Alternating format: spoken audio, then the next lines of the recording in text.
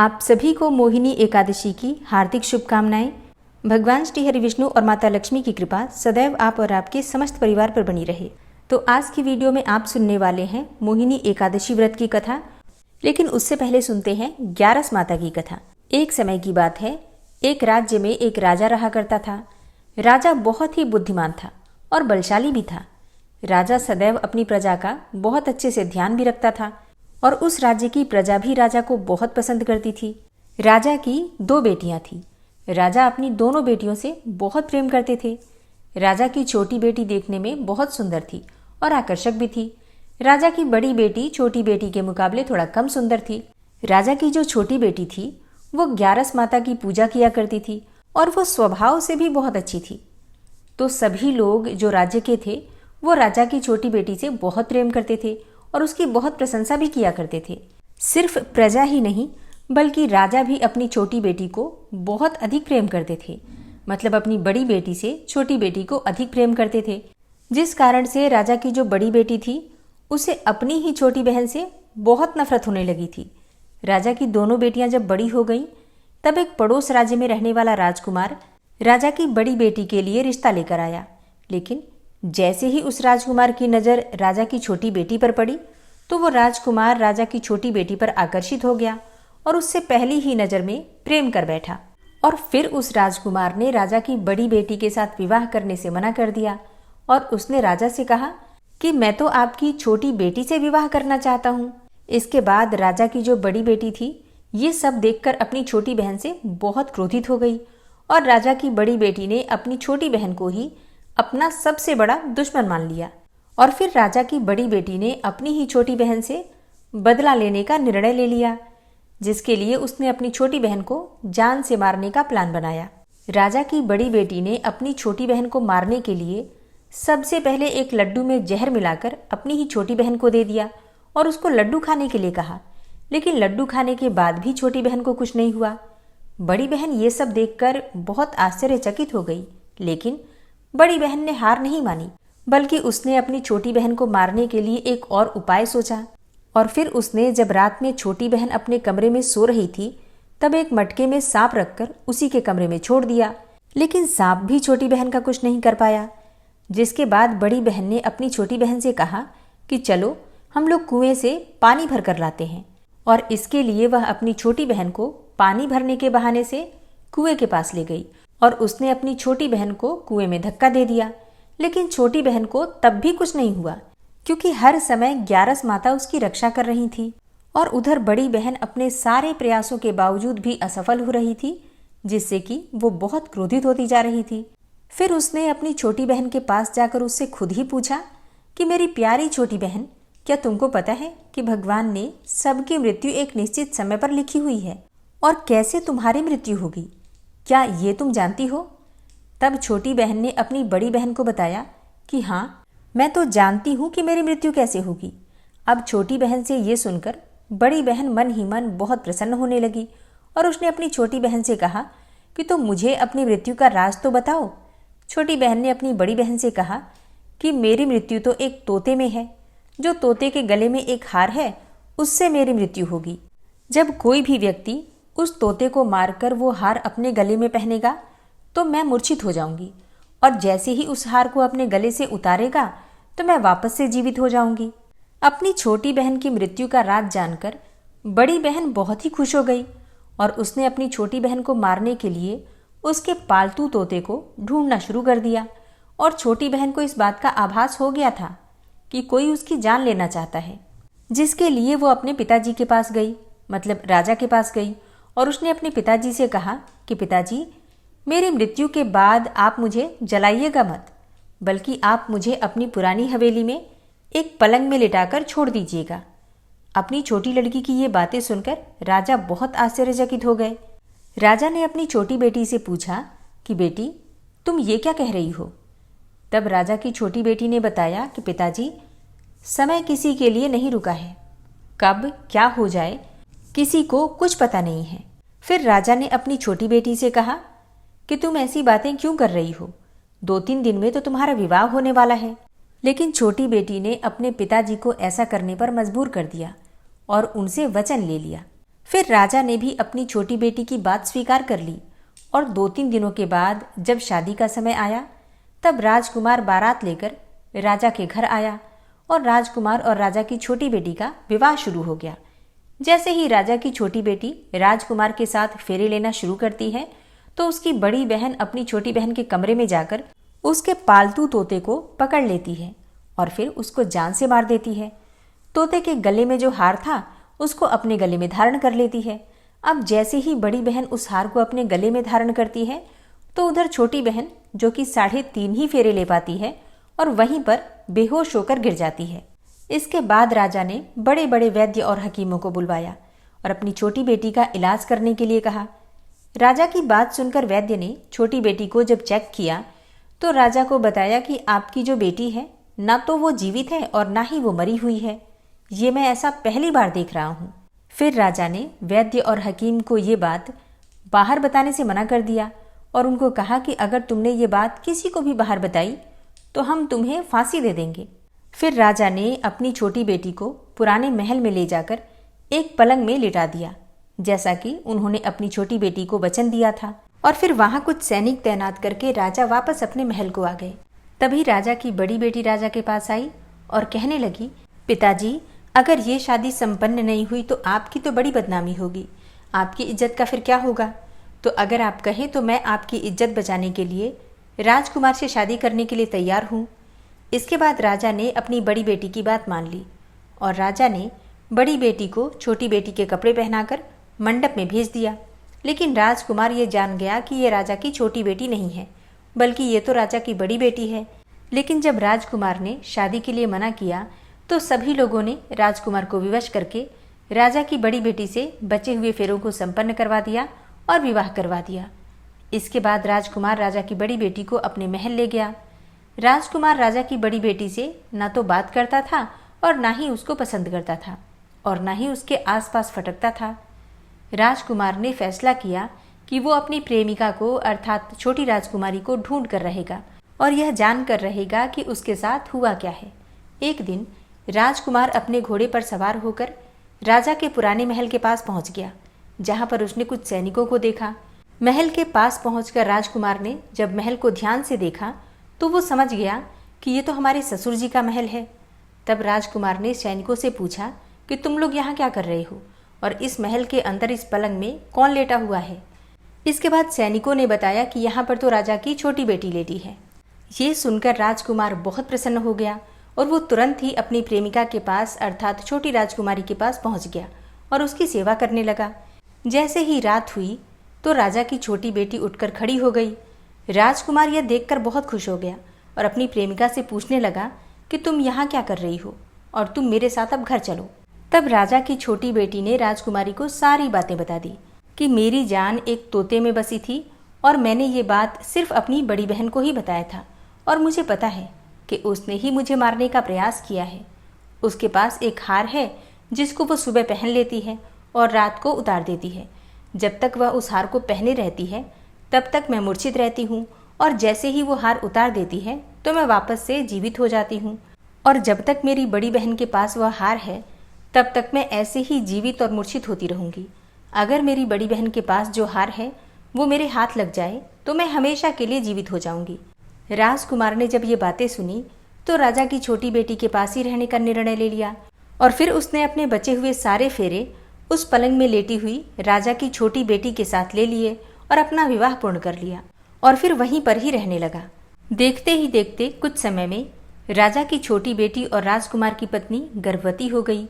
एक दिन राजकुमार को किसी काम से बाहर जाना पड़ा। तब छोटी राजकुमारी के पेट में बहुत तेज से दर्द होने लगा, जिसके बाद उसने 11 माता का आवाहन किया। इसके बाद वहां पर 11 माता प्रकट हुई और उन्होंने अपने भक्त के दर्द को दूर किया और एक पुत्र की प्राप्ति करवाई।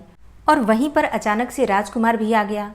तब राजकुमार ने 11 माता को देखा तो वो आश्चर्यचकित हो गया और उसने तुरंत ही 11 माता को प्रणाम किया। और 11 माता ने राजकुमार से कहा कि जब तुम्हारा ये बेटा 5 वर्ष का हो जाए तो तुम अपनी पत्नी को हार लाकर इसके गले में डाल देना।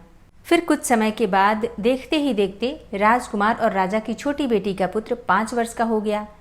तो राजकुमार अपने बेटे से बोला कि बेटा, मैं कुछ काम से बाहर जा रहा हूँ, तुम अपनी माता का ध्यान रखना। और फिर वहाँ से वो चला गया। राजकुमार को बाहर निकलते हुए बड़ी बहन के सैनिक देख लेते हैं और बड़ी बहन को जाकर सारी बातें बता देते हैं। इसके बाद बड़ी बहन अपनी छोटी बहन के पुत्र को वहाँ से उठवा लेती है और उसको मरवा देती है। छोटी बेटी के पुत्र के 2 टुकड़े करवा देती है। पहला टुकड़ा चक्की के पास छुपा देती है और दूसरा टुकड़ा अपनी पलंग के नीचे रख देती है। अब ग्यारस माता भिखारी का रूप लेकर आती हैं और एक भिखारी का रूप रखकर बड़ी बहन के पास चली जाती हैं। इसके बाद वहाँ पर भिक्षा मांगने लगती हैं। बड़ी बहन अपने नौकरों से कहती है कि जाकर भिक्षा दे दो, लेकिन जैसे ही नौकर ग्यारस माता को भिक्षा देने के लिए जाते हैं तो माता उन्हें मना कर देती हैं और कहती हैं कि मैं तुम्हारी महारानी से ही भिक्षा लूँगी। इसके बाद बड़ी बहन स्वयं ही भिक्षा देने के लिए माता के पास आती हैं। तब माता एक बिल्ली का रूप लेकर उसके कमरे में जाती हैं और वहाँ पर छोटी बेटी के पुत्र के जो 2 टुकड़े होते हैं उन्हें आपस में जोड़ देती हैं और फिर उस पुत्र को जीवित करके वहाँ से लेकर चली जाती हैं। फिर कुछ दिनों के बाद राजकुमार अपने बेटे को लेकर बड़ी राजकुमारी के पास जाता है। राजकुमारी उस बच्चे को देखकर आश्चर्यचकित हो जाती है, लेकिन राजकुमार के सामने कोई भी बात प्रकट नहीं करती है। राजकुमार कहता है कि तुम इस बच्चे का अच्छे से ध्यान रखना। अगर तुम इस बच्चे का अच्छे से ध्यान रखोगी तो मैं तुमसे बात करूँगा। अब एक दिन राजकुमार अपने बच्चे से कहता है कि तुम बड़ी राजकुमारी के पास जाकर उनसे उनके गले का हार मांग लो। इसके बाद राजकुमार का लड़का अपनी मम्मी के पास अर्थात बड़ी राजकुमारी के पास जाकर कहता है, मम्मी मुझे तुम्हारा हार चाहिए जो तुमने गले में पहन रखा है।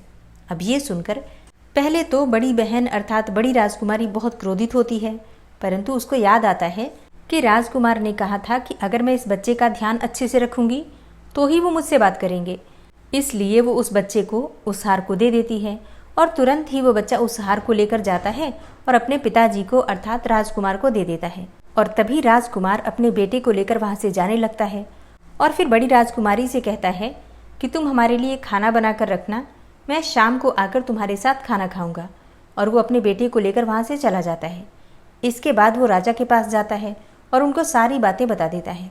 राजा अपनी बड़ी बेटी की ऐसी करतूत सुनकर बहुत क्रोधित होते हैं और अपनी परवरिश पर ही दोष देने लगते हैं और राजकुमार को अपनी छोटी बेटी के साथ रहने के लिए आदेश दे देते हैं।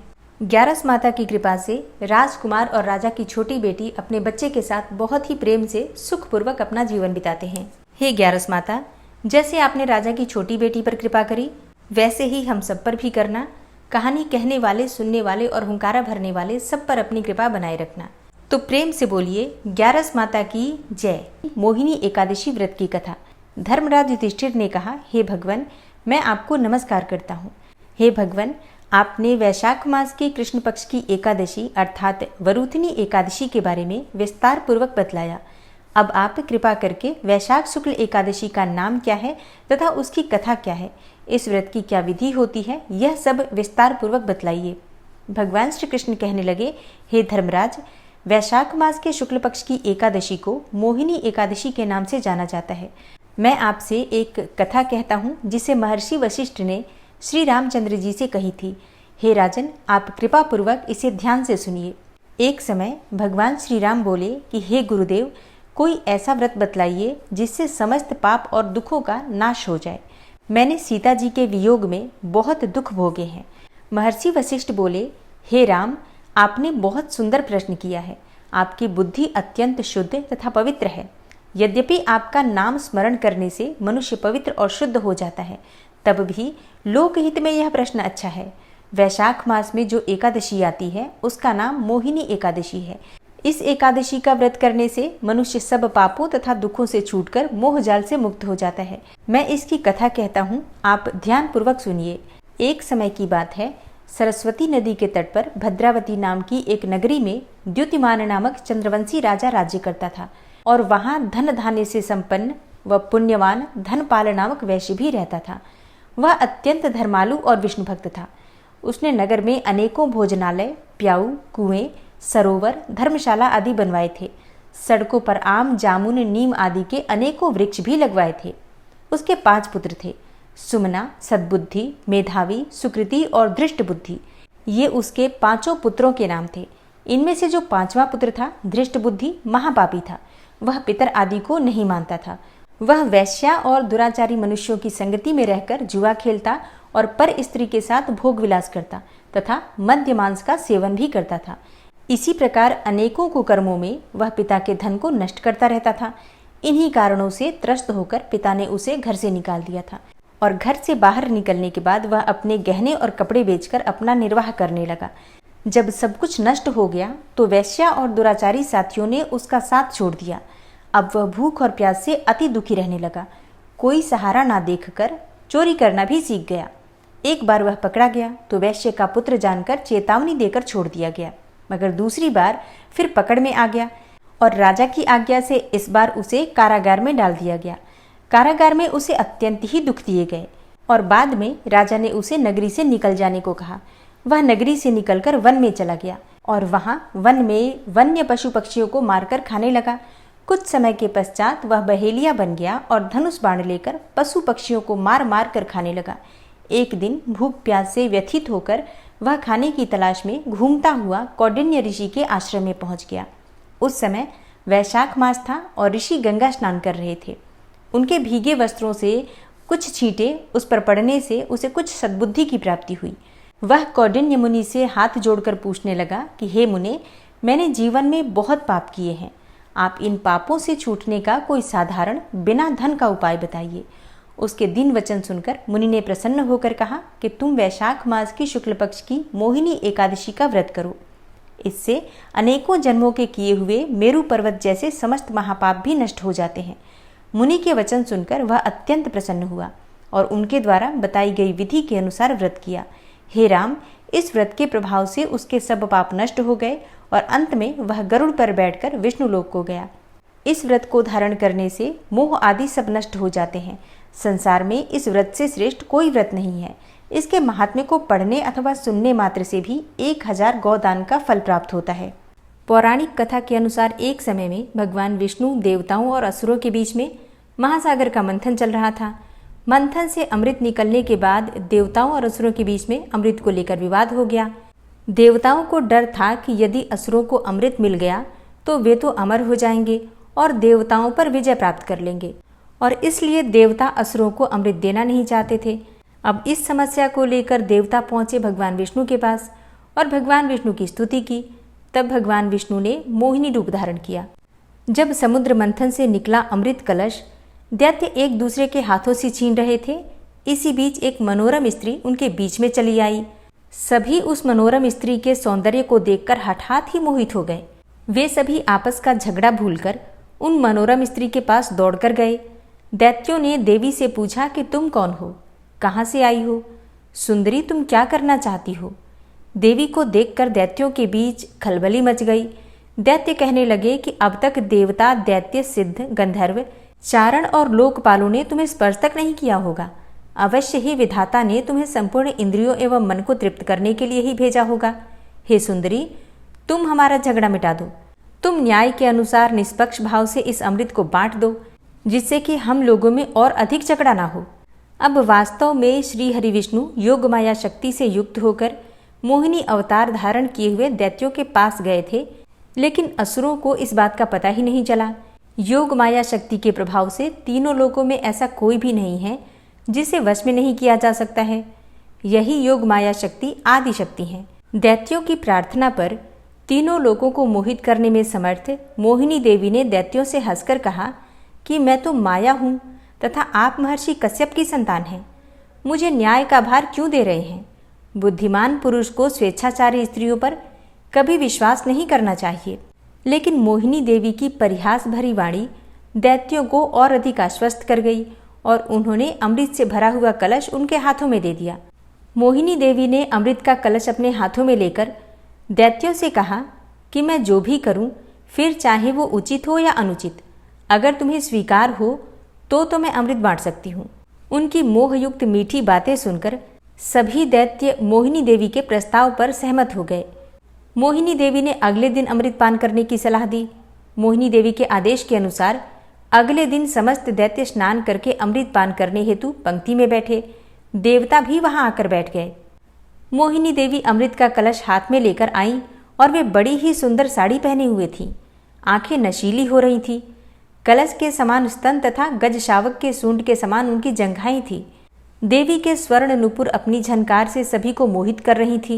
सुंदर कानों में कुंडल थे तथा उनकी नासिका, कपोल तथा मुखारविंद बहुत ही मनोरम थे। बाद में भगवान के इसी मोहिनी अवतार ने देवों को अमृत पान कराया और दैत्यों के साथ छल किया। मोहिनी ने पहले तो असुरों को अपनी मोह माया के जाल में फंसाया, फिर धीरे से सारा अमृत देवताओं को पिला दिया। इससे देवताओं ने अमृत प्राप्त किया और फिर देवताओं और दानवों में जब युद्ध हुआ तो दानव परास्त हो गए और देवता जीत गए।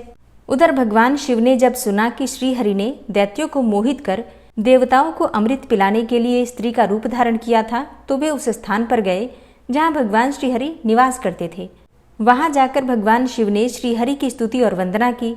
उनकी स्तुति और वंदना से प्रसन्न होकर भगवान श्री हरि ने शिव जी को दैत्यों को मोहित करने वाले मोहिनी रूप का दर्शन करवाया।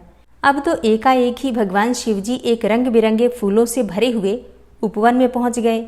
वहां उन्होंने बड़े ही सुंदर परिधान पहने, कमर में करधनी पहने एक सुंदर स्त्री को क्रीड़ा करते हुए देखा। उन देवी ने लज्जा भाव से मुस्कुराकर तिरछी नजर से शिव जी की ओर देखा। बस फिर क्या था, कामदेव को भस्म करने वाले भगवान शंकर का मन उनके हाथों से निकल गया। वे मोहिनी देवी को निहारने लगे। उनकी चितवन के रस में डूबकर शिव जी इतने भावातुर हो गए कि उन्हें अपने आप की भी सुध बुध न रही। जहां भगवान शंकर की मोहिनी देवी पर आंखें लग जाती थीं, लगी ही रहती थी तथा उनका मन वहीं रमण करने लगता था। वे मोहिनी देवी के प्रति अत्यंत आकृष्ट हो गए थे।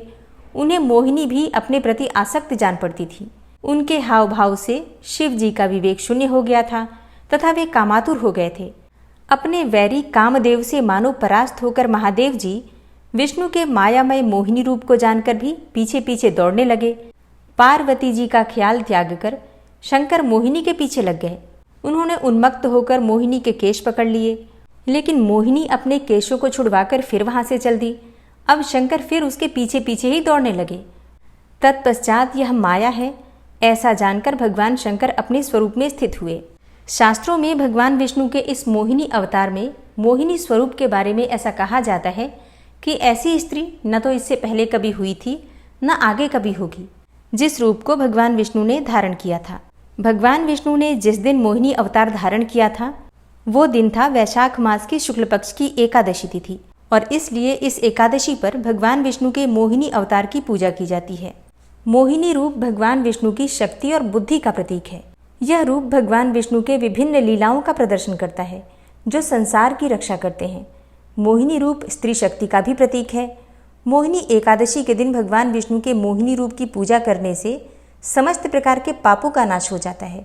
भगवान विष्णु की असीम कृपा की प्राप्ति होती है और इस एकादशी के उपवास से मोह के बंधन समाप्त हो जाते हैं। शास्त्रों के अनुसार जो व्यक्ति विधि विधान से भगवान विष्णु की साधना करते हुए मोहिनी एकादशी का व्रत और रात्रि जागरण करते हैं, ऐसे मनुष्यों को वर्षों की तपस्या के बराबर पुण्यफल प्राप्त होता है।